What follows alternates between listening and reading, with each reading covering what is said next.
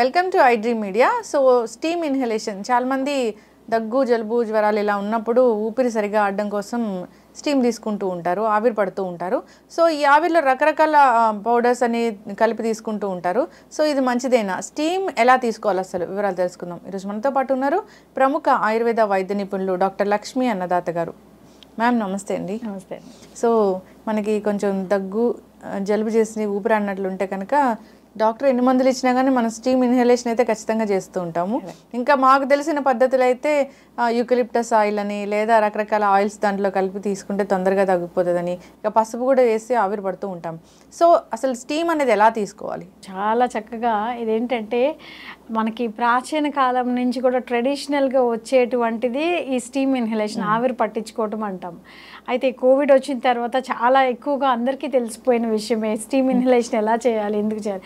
మీరు అన్నట్లు చాలామంది పసుపుతో పాటుగా అనేక రకాలైనటువంటి మన పోపు దినుసులు అంటాం కదా, ఇంట్లో దొరికినటువంటి లవంగాలు, ఇంకా దాల్చిన చెక్క, అదేవిధంగా రకరకాల స్పైసెస్ అన్ని కూడా అందులో వేసి, అదేవి పులిహార కాదు, బిర్యానీ కాదు, మసాలా టీ చేసి స్టీమ్ పడుతూ ఉంటారు. ఎందుకంటే వాటిలో అన్నింటిలో ఫ్లేవనాయిడ్స్, చాలా రకాలైన వాలటైల్ ఆయిల్స్ ఉంటాయి.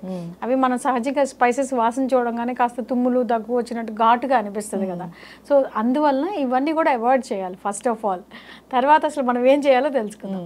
సో స్టీమ్ ఇన్హలేషన్ అనేది ప్రాచీన కాలం నుంచి వచ్చినప్పటికీ కూడా ఎటువంటి మెడిసిన్ తీసుకోకపోయినా కూడా జస్ట్ మనం ఆవిరి పట్టించుకోగానే ఏదైతే ముక్కు దిబ్బడ, సైనసైటిస్ వల్ల ముక్కులు బ్లాక్ అయిపోవటము, నేసల్ కంజెషన్ ఉండటము, లేదా జలుబు దగ్గు రావటము, లేదంటే థ్రోట్ ఇన్ఫెక్షన్స్ ఉండటము, లేదా అప్పర్ రెస్పిరేటరీ ట్రాక్ ఇన్ఫెక్షన్స్ అంటాము, బ్రాంకై వరకు ఏదైనా ఇబ్బంది ఉన్నా కూడా మనం చక్కగా ఆవిరి తీసుకున్నట్లయితే ఈ మ్యూకస్ ఏదైతే మనకి అడ్డుపడిపోయి గట్టిగా ఉండిందో అదంతా కూడా ఈ వేడి వల్ల కరిగిపోయి శుభ్రంగా బయటకు వచ్చేదానికి వీలుగా ఉంటుంది. That is the basic mechanism behind this steam ఇన్హలేషన్లో ఉన్నటువంటి మెకానిజం. సో ఇది ప్రధానంగా జలుబు ఉన్నప్పుడు కానివ్వండి, థ్రోట్ ఇన్ఫెక్షన్స్ ఉన్నప్పుడు కానివ్వండి, అప్పర్ రెస్పిరేటరీ ట్రాక్ ఇన్ఫెక్షన్స్ ఉన్నప్పుడు అది చేయటం వల్ల ఏంటంటే మ్యూకోలైటిక్గా పనిచేస్తుంది. అంటే అక్కడ ఉండేటువంటి మ్యూకస్ని కరిగించి మనకి శుభ్రం చేసి బయటికి మ్యూకస్ పంపించడం వల్ల శ్వాస మనం ఈజీగా తీసుకోవడానికి వీలుగా ఉంటుంది. అంతేకాకుండా మనకి లంగ్ కెపాసిటీ, టైడల్ వాల్యూమ్ అంటాం, అంటే ఆక్సిజన్ తీసుకోవటము, కార్బన్ డైఆక్సైడ్ బయటికి పంపించడం, ఈ టైడల్ వాల్యూమ్ అనేది పెరుగుతుంది. దీనికి ప్రధానంగా హీట్ ఇండ్యూస్డ్ స్ట్రెస్ అంటాం. సో హీట్ ఇండ్యూస్ స్ట్రెస్ ఉన్నప్పుడు ఏంటంటే ఈ లంగ్స్ అనేవి బాగా ఒత్తిడి మీద కొంచెం పని చేయడానికి కాస్త మోటివేట్ అవటం, పని చేయడానికి కాస్త ఎక్కువగా స్ట్రెస్లో వర్క్ చేయటం అనేది జరుగుతుంది. అంటే ఇక్కడ స్ట్రెస్ అంటే మనము ఒత్తిడి మీద తీసుకోకూడదు, అక్కడ ఉన్నటువంటి మ్యూకస్ని అంతా కూడా కరిగించి బయటికి తీయటం వల్ల టైడల్ వాల్యూమ్ పెరగటం, ఎయిర్వేస్ క్లెన్స్ అవటం, క్లీన్ అవటం వల్ల శ్వాస కూడా బాగా ఈజీగా అయ్యేదానికి అవకాశం ఉంటుంది, తీసుకోవడానికి వీలుగా ఉంటుంది. సో ముక్కుడు దిబ్బడం కానీ, కంజెషన్ కానివ్వండి, థ్రోట్లో ఏమన్నా కొంచెం గరగర అంటుంది, కొంచెం కఫం ఉన్నట్లు ఉంది అని అంటారు కదా, అలాంటి సందర్భాల్లో కూడా మనము ఈ స్టీమ్ ఇన్హలేషన్ చేయటం అనేది చాలా ఉపయోగకరం. మీరు అన్నారు పసుపు వేసుకుంటారు, ఇతర మసాలా దినుసులన్నీ వాడతారని. సో పసుపు అనేది is a very good herb అండి. ఎందుకంటే ఆయుర్వేదంలో దాని ప్రకారం ఏంటంటే, నాట్ ఓన్లీ ఆయుర్వేదం, ఈవెన్ మోడర్న్ సైన్స్ ప్రకారం కూడా పసుపులో ఉండేటువంటి యాక్టివ్ ప్రిన్సిపల్ కర్కుమిన్ అని ఉంటుంది.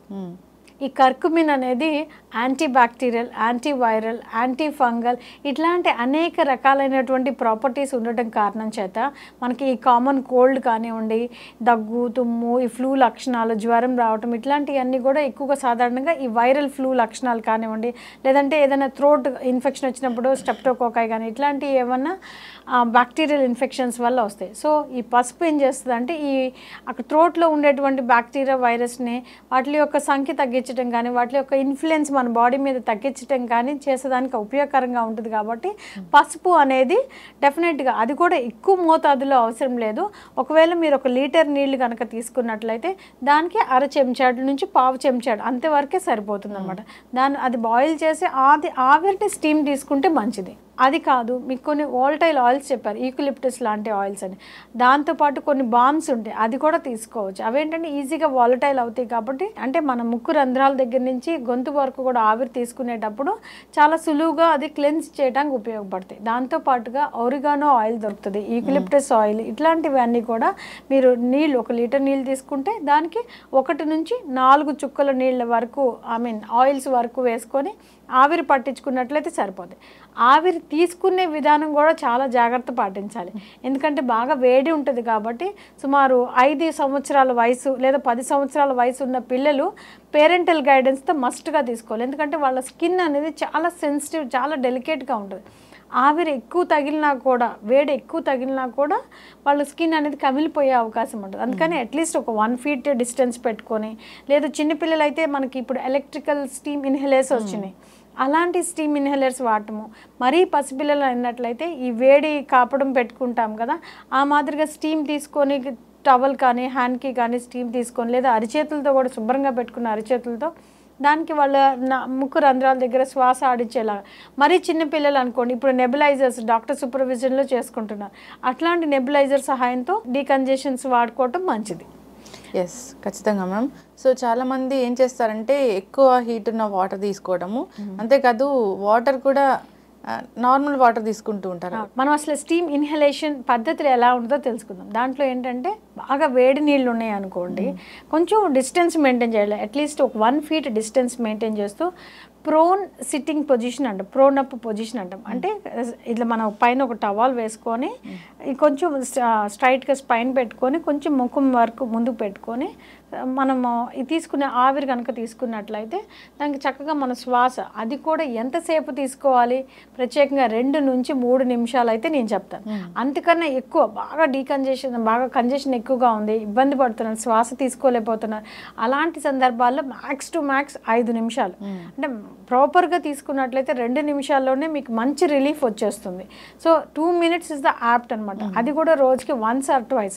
ఇక్కడ ప్రత్యేకంగా గుర్తుంచుకోవాల్సింది ఏంటంటే, ఎప్పుడైతే ఎన్విరాన్మెంట్ క్లైమేట్ అనేది కాస్త బాగా డ్రైగా ఉంటుందో, అంటే కాస్త రైనీ సీజన్లో కాస్త జలుబులు ఎక్కువ చేస్తూ ఉంటాయి కాబట్టి అలాంటి సందర్భాల్లో కూడా కాస్త పొడిబారిన టెంపరేచర్స్ ఉన్న టైంలో తీసుకున్నట్లయితే మనకి ఈ వాటర్ మాలిక్యూల్స్ ఏవైతే మనం ఇన్హేల్ చేస్తామో అవి కూడా త్వరగా డ్రై అయిపోయేదానికి అవకాశం ఉంటుంది, వాతావరణంలో కాస్త వేడి ఉంటుంది కాబట్టి.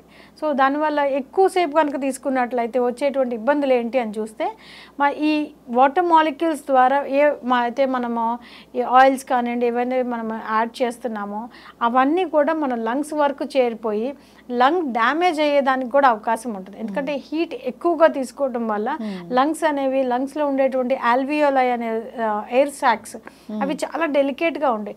ఎక్కువగా హీట్ ఎక్కువగా సేపు ఎక్కువ డ్యూరేషన్ తీసుకోవడం వల్ల కూడా లంగ్ డ్యామేజ్ అయ్యే అవకాశం ఉంటుంది. Max to max 2 to 3 minutes పెట్టుకొని, అది కూడా డిస్టెన్స్లో ఒక 1 feet డిస్టెన్స్లో పెట్టుకొని కొంచెం కవర్ చేసుకుని ప్రోన్ సిట్టింగ్ అప్ పొజిషన్లో పెట్టుకున్నట్లయితే మనకి స్టీమ్ ఇన్హలేషన్ అనేది ప్రాపర్గా జరిగేదానికి అవకాశం ఉంటుంది.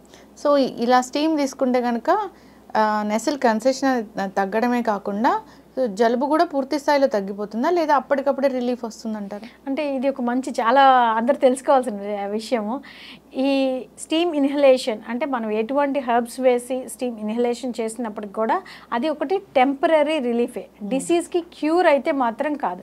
ఏ డీకంజెషన్ అలాగ పనిచేస్తుంది అంటే మనకి ముక్కు దిబ్బడ, ముక్కు బరువుగా ఉండటము, గొంతులో గరగర అంటము, ఇట్లాంటివి ఏమైనా ఉన్నప్పుడు మనం ఎట్లయితే సాల్ట్ వాటర్ గార్గిలింగ్ చేయమని చెప్తామో అదేవిధంగా ఇక్కడ ఉన్నటువంటి మ్యూకస్ ఏది ముక్కులకి ఈ చీమిడి కానీ ఇదంతా అడ్డుపడిపోయి గట్టిగా అయిపోయి ఉంటుందో అలాంటి చీమిడి మ్యూకస్ అంతా కూడా కరిగిపోయి బయటికి రావడానికి లూజన్ అవ్వటం కోసం మాత్రమే ఈ స్టీమ్ అనేది ఉపయోగపడుతుంది. ఒకవేళ స్టీమ్ తీసుకుంటున్నారు లక్షణాలు తగ్గిపోయినాయి మంచిది, ఒక స్టీమ్ తీసుకుంటున్నారు కంటిన్యూస్గా ఒక 7 రోజులు అవుతుంది అయినా కూడా లక్షణాలు తగ్గట్లేదు, ఈ స్టీమ్ తీసుకున్నప్పుడు బాగుంటుంది తర్వాత లక్షణాలు వస్తున్నాయి, అలాంటి సందర్భాల్లో తప్పకుండా డాక్టర్ సలహా తీసుకొని కారణం ఏంటి, ఈ డిసీజ్ వచ్చిందా లేదంటే ముక్కు దిబ్బడు ఉందా, ఇంకా లక్షణాలు తగ్గట్లేదు, దానికలా చికిత్స అనేది తప్పకుండా తీసుకోవాల్సిన అవసరం ఉంది. ఖచ్చితంగా మేడం. స్టీమ్ కూడా ఎక్కువ టైం తీసుకోకూడదు, మీరు అన్నట్లుగా ఎక్కువ హాట్ వాటర్ అలా తీసుకోకూడదు. సో దానికోసం ప్రత్యేకమైన పద్ధతి అయితే ఉంది. సో అంతేకాదు ఏ పదార్థాలు పడితే ఆ పదార్థాలు కలిపి అసలు తీసుకోకూడదు. సో మసాలా టీలు తాగినట్లు అలా ఆవిరి తీసుకుంటూ ఉంటారు. అవి మనకి తగ్గించడం పోయి ఇంకా ఎక్కువ సైడ్ ఎఫెక్ట్సే వచ్చే ఛాన్స్ ఉంటుంది. కాబట్టి జాగ్రత్తలు తీసుకోవాలని కోరుకున్నాం. చక్కటి ఇన్ఫర్మేషన్ మ్యామ్, ధన్యవాదాలు. Thank you.